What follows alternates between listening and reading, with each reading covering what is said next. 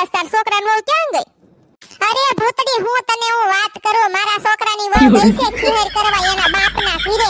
આયા ખીહેર નો કરાય. મારા છોકરાએ કીધું તો કે આયા ખીહેર કરવા રે નો મરી ગઈ એના બાપના ઘરે. ને આ બધા આવડું મોટું ઘર છે ને આ બધા ઢહડા મારે કરવાના. જોને તું માને તો કોઈના બાપનું નહીં અત્યારની બાઈઓ.